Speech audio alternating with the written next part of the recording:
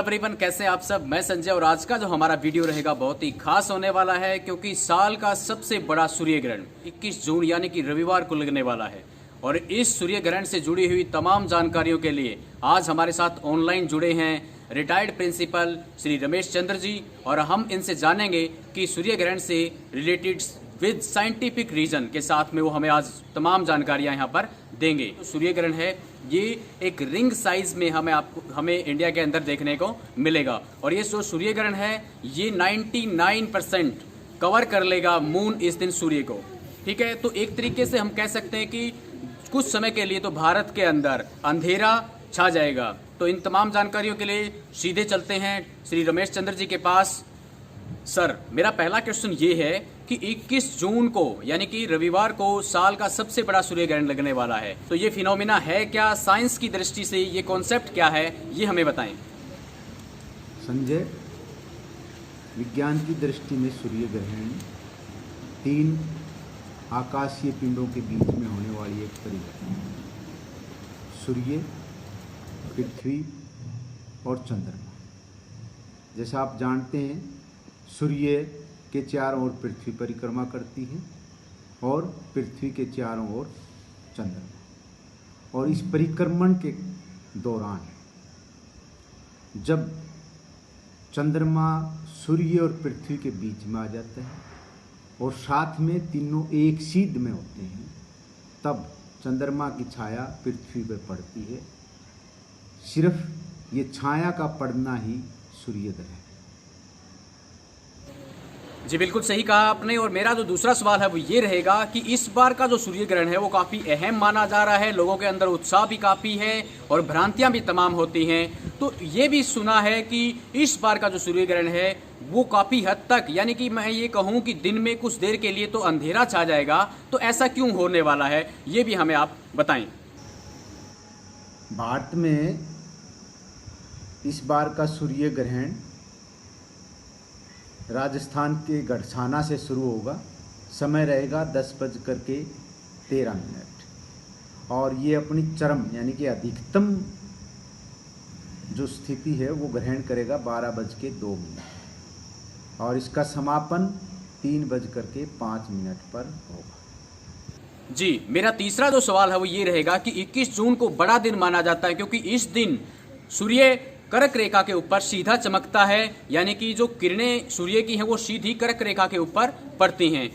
तो आप हमें ये बताएं कि भारत के अंदर सबसे ज्यादा प्रभाव किस समय सूर्य ग्रहण का देखने में मिलेगा। वैसे तो सभी ग्रहणों का अपना महत्व है, लेकिन इस बार का ग्रहण वलयाकार होगा। पिछले 26 दिसंबर को लगने वाला ग्रहण भी वलयाकार था, जो दक्षिण भारत में दिखाई दिया। इस बार का ग्रहण उत्तर भारत में दिखाई देगा। सूर्य ग्रहण 3 प्रकार के हैं। एक आंशिक, जिसमें सूर्य का थोड़ा हिस्सा चंद्रमा ढक पाता है। दूसरा है पूर्ण सूर्य ग्रहण, जिसमें चंद्रमा सूर्य को पूरी तरह ढक लेता है। तीसरा है वलयाकार, यानी कि चंद्रमा सूर्य के बीच के भाग को ढक लेता है और इस प्रकार सूर्य के चारों ओर एक छल्ला बनता है। रही बात एकदम अंधेरा छाने की, तो एकदम जो अंधेरा है वो पूर्ण सूर्य ग्रहण के दौरान ही घटित होता है। आंशिक या वलयाकार में पूर्णतः अंधेरा नहीं छाता। जी सर, आपने बहुत अच्छे तरीके से इस चीज को एक्सप्लेन किया। मेरा जो अगला सवाल है वो ये रहेगा कि सूर्य ग्रहण को लेकर के बहुत सारे लोगों के अंदर भ्रांतियां होती हैं, बहुत सारे वैज्ञानिक पहलू भी होते हैं, साथ ही साथ में ज्योतिषी शास्त्र से जुड़ी हुई चीजें भी होती हैं। तो इन तमाम भ्रांतियों को लोग कैसे समझते हैं और आप इसके बारे में क्या इस सूर्य ग्रहण को लेकर के कहना चाहेंगे, बताएं। सूर्य ग्रहण को ऐतिहासिक संदर्भ में देखें तो इसके साथ में कई मिथक जुड़े हुए हैं, कई अंधविश्वास जुड़े हुए हैं, साथ में विज्ञान भी इसके साथ में जुड़ा है। या यूँ कह सकते हैं कि उस समय के इंसान ने उसको जस्टिफाई करने की कोशिश की, और प्रत्येक सभ्यता में इस प्रकार के मिथक, अंधविश्वास मौजूद हैं। भारतीय संदर्भ में राहु केतु का जिक्र आता है, जिसमें राहु सूर्य को ग्रस लेता है, लेकिन राहु और केतु असल में एक असुर के दो शरीर के दो हिस्से हैं, और उसमें सिर जो है उसका अमर हो जाता है, धड़ तो सिर जो है ना सूर्य को निगल लेता है, और फिर वो आगे कोई रुकावट ना होने के कारण उसको पार हो जाता है। तो अगर उस समय के संदर्भ में देखें तो एक तरह से कोई चीज़ है जो एक प्रकाशमान चीज़ को ढक लेती है, इस तरह उसको जस्टिफाई करने की कोशिश की गई। लेकिन ये सिर्फ इतना मात्र नहीं था। अगर भारतीय संदर्भ में देखें तो आर्यभट्ट ने 499 ईस्वी में अपनी पुस्तक आर्यभट्टीय लिखी, उसमें उन्होंने बाकायदा से ग्रहण घटने की प्रक्रिया का विवरण दिया है। इसी प्रकार अन्य सभ्यताओं में भी इस प्रकार के मिथक अंधविश्वास जुड़े हुए हैं और उनका कोई वैज्ञानिक आधार नहीं है, जबकि इसके साथ में जुड़े हुए वैज्ञानिक इसके लिए बहुत समय पहले तैयारी शुरू कर देते हैं, अपने प्रयोग डिजाइन करते हैं। जिस तरह अगर मैं बात कहूँ कि जो हीलियम गैस है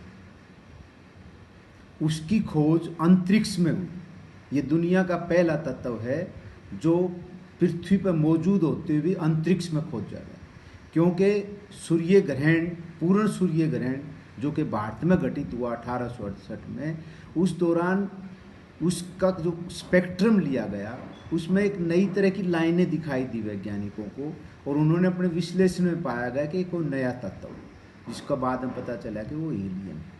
इसी तरह आइंस्टीन का सापेक्षता का सिद्धांत, उसको भी उन्होंने एक सिद्धांत दिया, वो जो प्रयोगात्मक तौर पर कब सिद्ध हुआ, वो भी एक सूर्य ग्रहण के दौरान, यानी कि पूर्ण सूर्य ग्रहण के दौरान उसको सिद्ध किया वैज्ञानिकों ने कि जब प्रकाश किसी भारी पिंड के नज़दीक से गुजरता है तो वह मुड़ जाता है, जबकि आमतौर पर हम जानते हैं कि प्रकाश हमेशा सीधी रेखा में चलता है। मेरा आज का आखिरी सवाल ये है कि साल का सबसे बड़ा सूर्यग्रहण माना जा रहा है, ये हम पहले डिस्कस कर चुके हैं, तो दर्शकों के अंदर या लोगों के अंदर एक तरीके से जेहन में ये सवाल है कि ये बहुत ही उत्साहित करने वाली बात है, तो ऐसे में क्या करें और क्या न करें, क्योंकि जानकारियां जुटाने भी बहुत जरूरी है, और सावधानी क्या क्या बरतें, इसके बारे में आप हमें बताएं।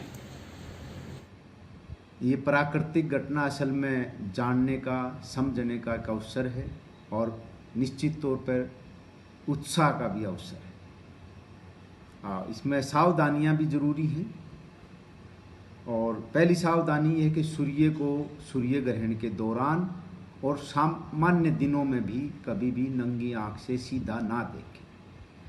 सूर्य ग्रहण को देखने के लिए आप सोलर पट्टी का प्रयोग कर सकते हैं, या किसी दर्पण के छोटे टुकड़े से सूर्य के प्रकाश को परावर्तित करके किसी कमरे में उसका दीवार पर हम एक प्रतिबिंब बना लें, तो इस तरह अप्रत्यक्ष तरीके से भी हम सूर्य ग्रहण को देख सकते हैं।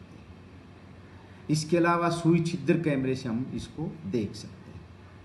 तो इसमें बिल्कुल ये निश्चित है कि इसको बिल्कुल जो सीधा कभी भी ना देखें, और आँखों को जो ये फिर जो नुकसान करेगा वो फिर बिल्कुल परमानेंट नुकसान होगा, तो ये बिल्कुल सावधानी करने की जरूरत है। जी रमेश चंद्र जी, आपने बहुत ही अच्छे तरीके से और वैज्ञानिक ढंग से आपने सूर्य ग्रहण के बारे में तमाम पहलुओं पर चर्चा की, बहुत सारी जानकारियां हमें दी। इस सब जानकारी के लिए आपका बहुत बहुत धन्यवाद। धन्यवाद संजय, आपका बहुत बहुत शुक्रिया।